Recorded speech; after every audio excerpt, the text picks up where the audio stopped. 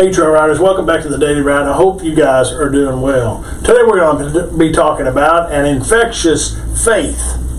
Power passage comes to us today from 1 Corinthians 9:16, which says, "When I preach the gospel, I cannot boast, for I am compelled to preach. Woe to me if I do not preach the gospel." Power thought for today is that, Father, may my faith be fruitful and life-generating. Connecting passages for today is John 20, verse 31, and Romans 10:14. Scriptures that get us through the Bible in a year is 1 Samuel 27, 1 Corinthians 8, Ezekiel 6, and Psalm 44. People will talk about the evangelistic gift and debate what it really means.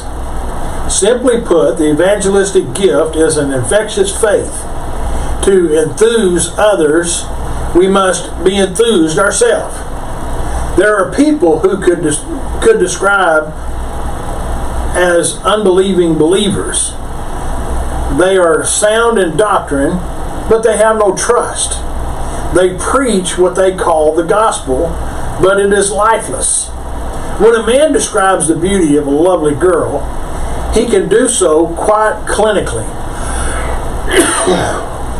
But if he is in love with her, then he makes her sound like a very alive person.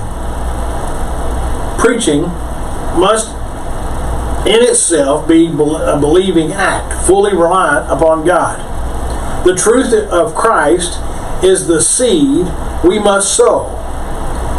But without faith, it is the seed that is never fertilized.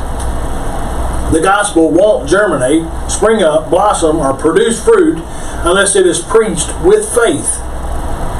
To have faith in the faith once delivered to the saints, when you look at Jude verse 3, it is very important, but it is not sufficient. Faith should be fruitful, life-generating. By believing, you have life in His name. Faith then must be active and dynamic, an energizing force that not only accepts truth, but also lives it out with expectation and purpose. The believer is called to continual process of trusting, receiving, and experiencing the reality of Christ, not content with mere head knowledge or passive argument. Passive agreement. As faith ignites the seed of the gospel, it transforms hearts and empowers lives, making the message not a relic of the past, but present living testimony. This is an ongoing journey where faith and action are inseparable, each fueling the other so that the gospel becomes vibrant, fruitful, reality in every aspect of life. It is a vibrant living process. You are believing, you are receiving, you are knowing, you are seeing, you are abiding in Him. Evangelism calls for what kind of active believing? For this kind of active believing, it is testifying, witnessing, seeing, and knowing and doing. The gospel is not truth on ice, but truth on fire. A quiet time thought comes to us today from Acts 4:13, which says they took knowledge of them that they had been with Jesus.